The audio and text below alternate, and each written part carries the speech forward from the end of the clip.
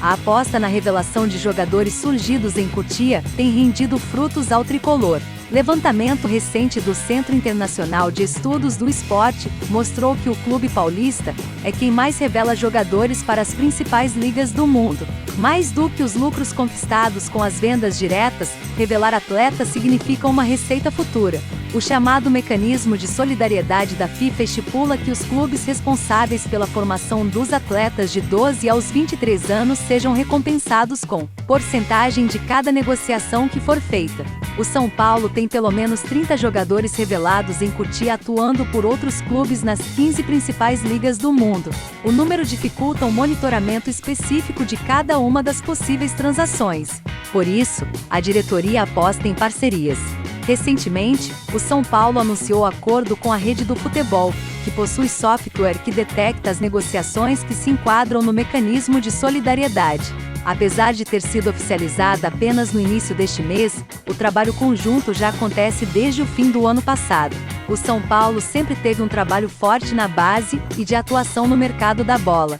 Não por acaso, somos o clube do país com maior número de talentos nas principais ligas.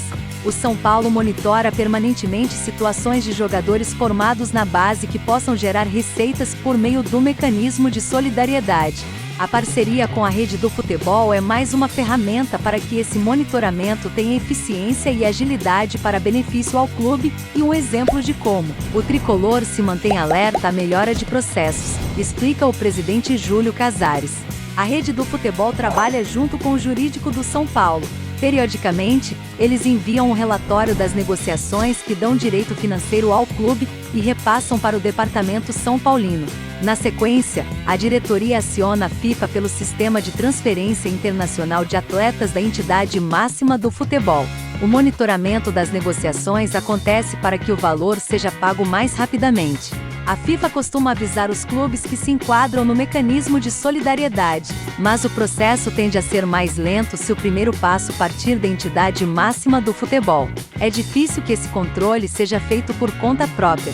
Um clube do tamanho do São Paulo, com uma base grande, não tem como monitorar o mundo inteiro para saber quais jogadores foram negociados. A gente tem uma ferramenta que me permite automaticamente identificar os formados pelo São Paulo. Como a gente tem isso, consigo dizer todos os jogadores e monitorar ao redor do mundo, explica Marcelo Nadler, um dos criadores da Rede do Futebol. A venda mais recente que impactou o São Paulo envolveu David Neres. O atacante deixou o Ajax rumo ao Shakhtar por 12 milhões de euros, cerca de 75,8 milhões de reais, com o valor podendo subir para 16 milhões de euros ou 101 milhões de reais, dependendo das metas a ser alcançadas.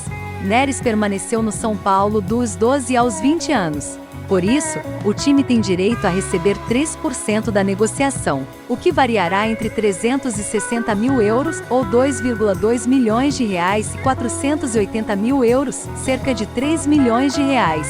Nos casos maiores, em que o jogador está em destaque, o monitoramento costuma ser feito pelo próprio clube.